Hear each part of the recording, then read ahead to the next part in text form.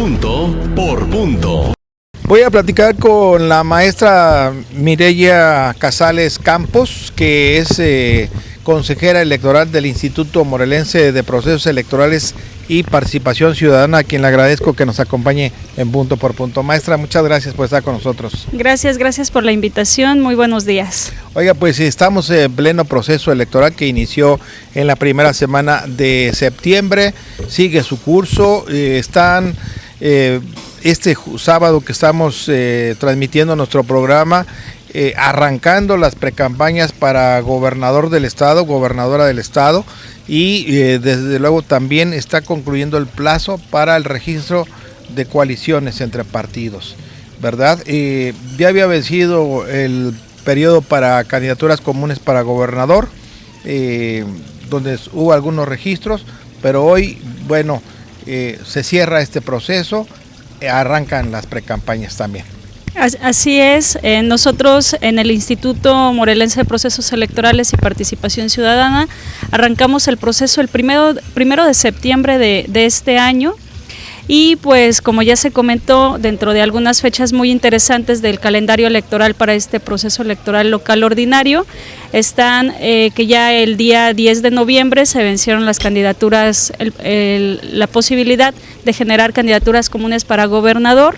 El 20 de noviembre fue así para diputados y ayuntamientos, tuvimos una intención, pero también seguida de los desistimientos de los partidos políticos que en su momento quisieron generar una candidatura común.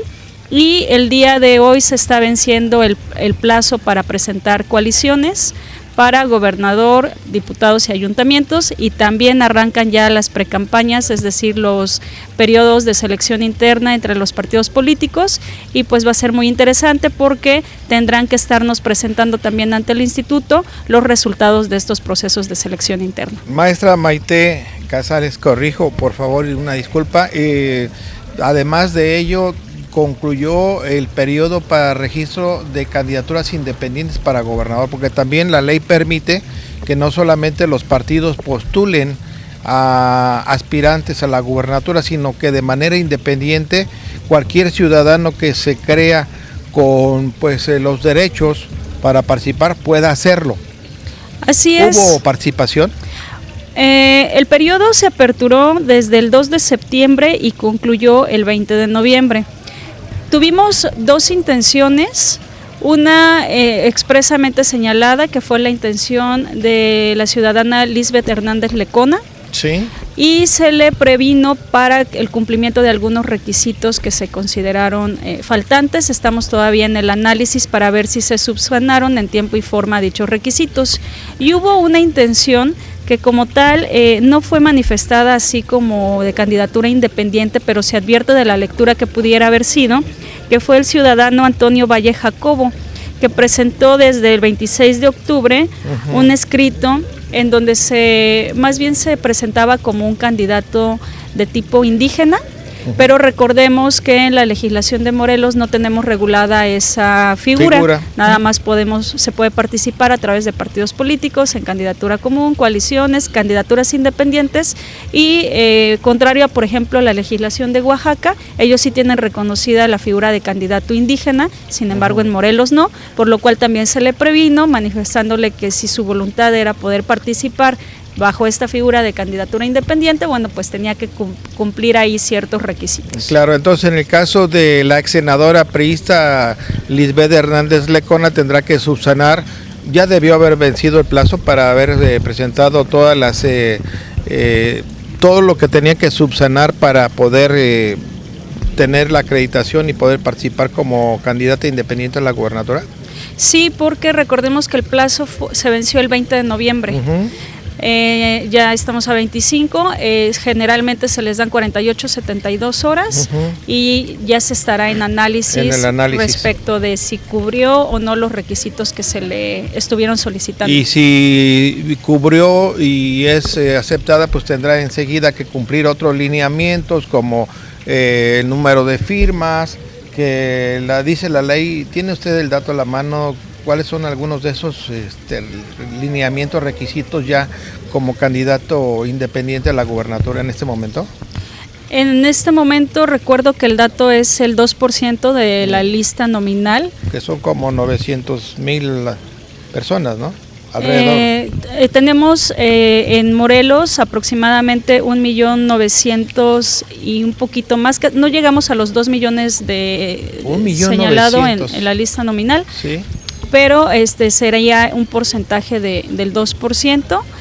Y sí, efectivamente, hasta el momento, si se logra esta intención, se señala como una intención de candidatura independiente y entonces comenzaría un periodo de recolección de apoyo ciudadano, para que posteriormente se genere ese análisis y posterior a ello se obtiene o no la candidatura independiente ya como tal. También en el tema de los candidatos a presidentes municipales, recordemos que la ley también permite este derecho de participar sin partido político. Tenemos un caso pues interesante de Morelos, de un candidato que se presentó en Coatlán del Río, ganó la elección, volvió a participar para reelegirse y sigue siendo hoy presidente municipal de manera independiente. ¿Hubo registros también para las alcaldías? Por el momento no tuvimos el dato, se nos va informando a través de Secretaría Ejecutiva del Instituto, y no tuvimos la manifestación de intención. También ya se venció el plazo de diputados y ayuntamientos, fue el 20 de noviembre, al igual que el de gobernador, y no se generaron respecto a las intenciones de poder participar. Y sí, efectivamente es muy interesante porque esta figura permite que, independientemente que se logre o no el cargo de elección popular para el que se está contendiendo, como fue el caso de Coatlán, muchas veces se logra posicionar regidurías. Por ejemplo, yo recuerdo un caso en Cuautla de un candidato que lamentablemente ya perdió la vida, pero logró posicionar por los votos obtenidos y la posición algunos regidores que él llevaba señalados en su planilla. Entonces es interesante la figura porque permite no solamente lograr cargos de elección popular, sino también postular y tener como electos algunos regidores. Muy bien, oiga, pues interesante el proceso. Iniciaron las campañas, las precampañas, decíamos hoy, son procesos internos de los partidos. Los precandidatos no pueden hacer reuniones, no pueden hacer reuniones, digo, de manera abierta a la ciudadanía, no pueden. ¿Cuáles son algunos de los lineamientos que usted nos pudiera recordar para que la audiencia de Punto por Punto esté enterada?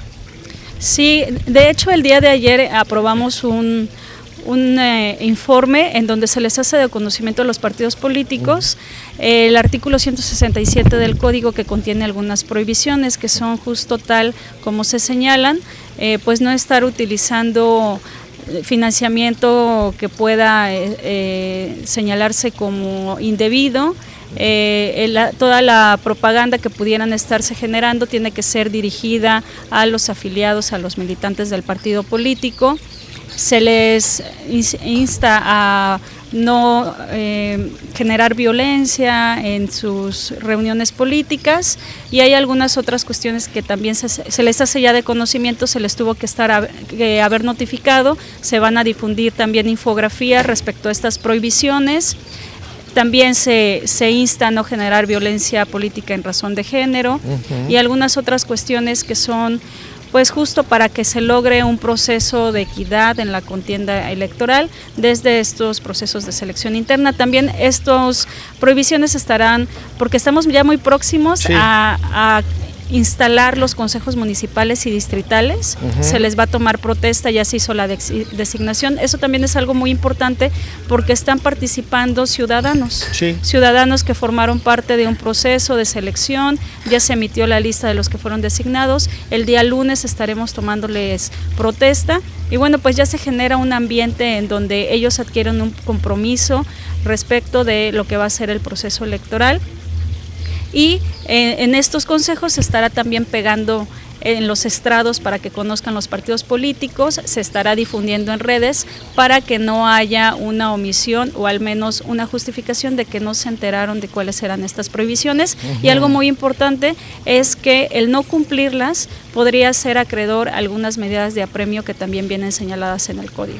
Ok, muy bien. Oiga, y de este martes al siguiente, que ya es 5 de diciembre, ya entramos en la recta final del año, arrancan también precampañas para presidentes municipales y diputados locales, y volvemos a insistir, precampañas que son internas dentro de sus partidos. Todavía no como tal empieza la campaña, donde ya pueden hacer mítines abiertos, públicos, donde ya se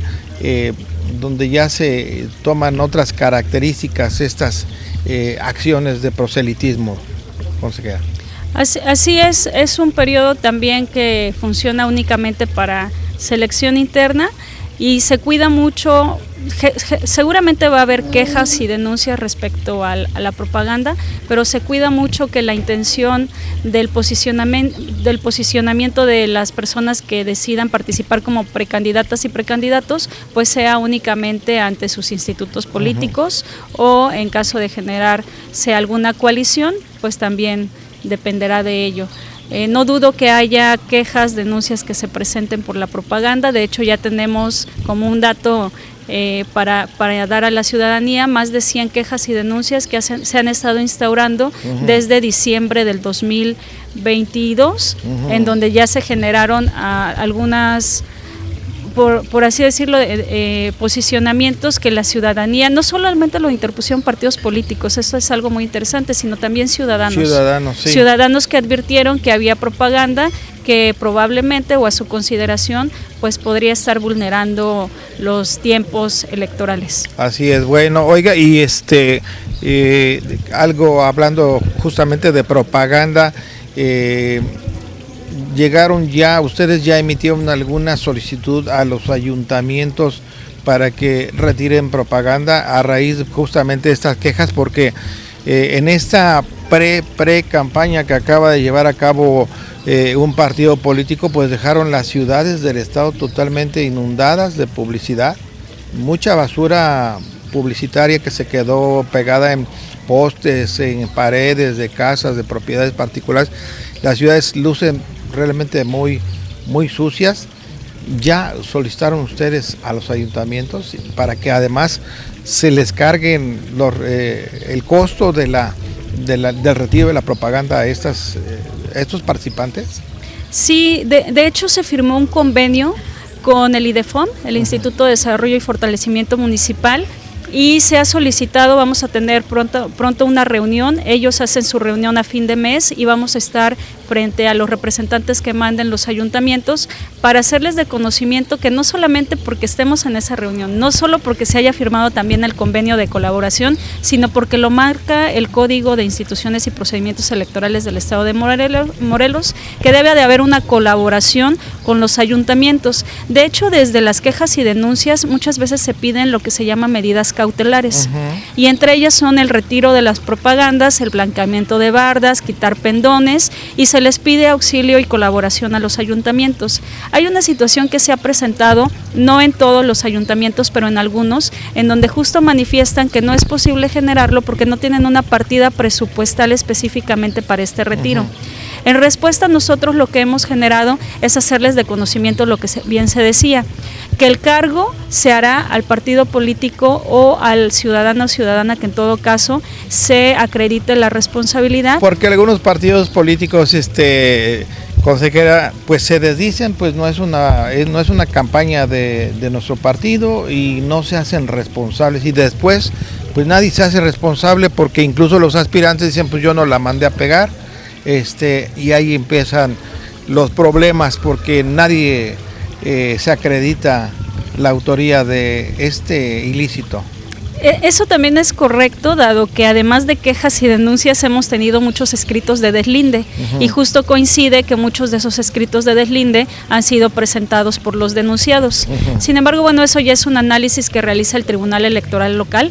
Recordemos que en el proceso el INPEPAC únicamente hace la substanciación, ¿sí? La verificación de las pruebas, el análisis, la investigación, pero ya la determinación como tal le compete al Tribunal Electoral del Estado de Morelos, y bueno, pues ellos ya estarán en su análisis generando, uno, si se acredita o no la infracción, y dos, la individualización de la sanción por cuanto a la responsabilidad y el análisis de quién en todo caso sería responsable. Recordemos que hay una figura que se conoce como culpa in vigilando, que muchas veces se puede denunciar a quien se considere que está vulnerando la norma electoral, pero también a un partido en específico por culpa in vigilando, lo que significa por no cuidar la conducta de quien ellos consideran que puede ser militante o afiliado y también podría ser responsable. Claro. Maestra Maite Casales, para terminar, ¿algún dato interesante del proceso electoral en este calendario electoral que se nos haya pasado y que usted quisiera recordarlo para tenerlo vigente, presente y sí, para terminar la entrevista? Claro que sí, pues comentar que estaremos tomándole protesta a los consejeros municipales distritales. La instalación de estos consejos, de acuerdo al Código Electoral, debe de ser a más tardar el último día de noviembre, por lo cual ya se estarán generando en los 36 municipios los respectivos consejos municipales y los 12 consejos distritales en un total de 48 consejos entre municipales distritales, lo cual será de fundamental valía para este proceso electoral, porque recordemos que después de que se generan los cómputos y la jornada electoral, los funcionarios de mesa de casilla se trasladan a estos consejos, primero a los municipales, después a los distritales, y se genera también algo muy importante que da certeza en el Estado, que es el programa de resultados electorales preliminares, claro, lo cual ya también se está avanzando en el proceso. También comentar que algo de importancia y quisiera platicar es ya la aprobación de los lineamientos para candidaturas indígenas, sí, para el registro y la asignación de grupos vulnerables, en donde, si bien el legislador ya plasmó en el código muchas cuestiones, nosotros estamos, entre otras situaciones, exhortando a los partidos políticos para que puedan traducir su propaganda al náhuatl en caso de que así sea posible. No es una obligación, es un exhorto para que haya una real participación de los pueblos y comunidades indígenas, y se procura hacer lo mismo en lo que se llama medidas razonables para los grupos vulnerables, sobre todo las personas con discapacidad, es decir, que puedan generar sus eventos políticos en donde haya tal vez lenguaje de señas mexicano, que haya acceso para personas con discapacidad, y también las propagandas que se puedan generar desde precampañas y campañas. Es algo muy interesante, pero en la búsqueda de una participación efectiva de estos grupos en situación de vulnerabilidad. Pues muchas gracias, de verdad que muy interesante todos estos datos que nos proporciona. La idea es justamente que todos podamos ejercer los derechos, los grupos indígenas, los grupos discapacitados, los grupos vulnerables, y pues en el tema de los consejos, pues solamente decir que son importantes, su participación es muy importante, pese a que hubo el intento de desaparecer a los órganos electorales locales, pese a que hubo el intento de reducir la actividad del Instituto Nacional Electoral, prácticamente minimizarla o casi desaparecerla, pues gracias, qué bueno que finalmente podemos tener la tranquilidad y la certeza de que las elecciones van a estar bien cuidadas. Consejera, muchas gracias. Muchas gracias a ti y a tu auditorio, un saludo.